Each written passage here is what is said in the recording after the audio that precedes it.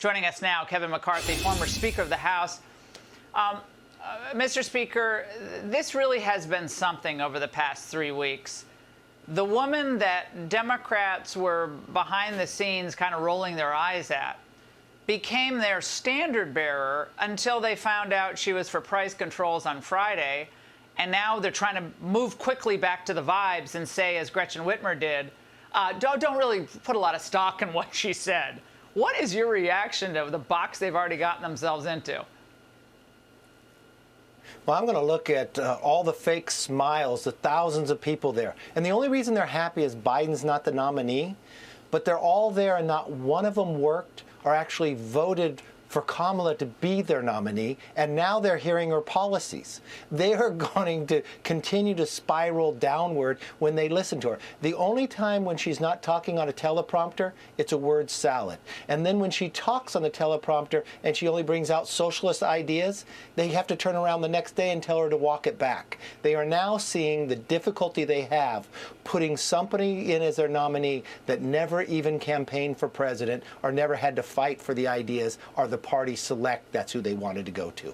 Now, the far left is very happy with the Harris-Walz ticket.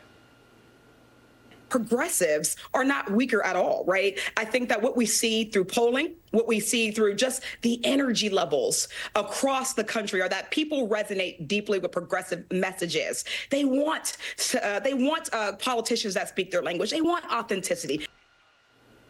Mr. Speaker, can Kamala win the election if she keeps just appeasing the radicals in her party, which are pretty happy?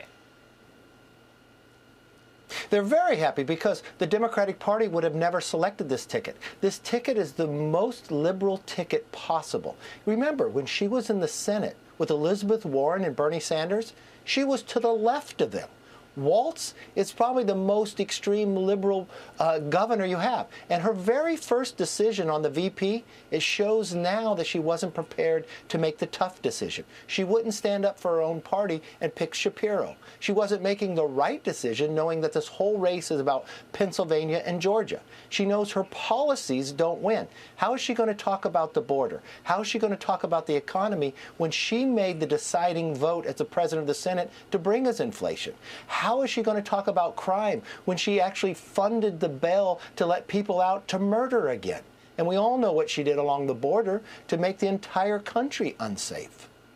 Are you surprised by some of these polls that actually show it close, although the momentum clearly is stalled out for Kamala? I think it stalled out when she picked Tim Walz. I think that was a disaster pick. But are you surprised that things are as tight as they are given the numbers on the economy?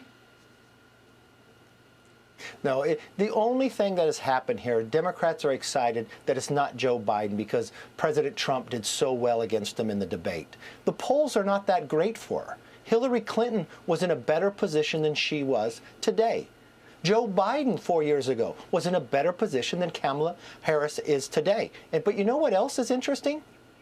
Donald Trump is in a better position today than he was in the last 2 elections. Agree. So his numbers haven't gone down. They've actually gone up. So this is the media wanting this race to be well ahead by Kamala. This is the media trying to will it into existence. Every time I watch her talk, I think I'm on HBO watching Veep. Mr. Speaker, it was great to see you. Thank you so much for joining us.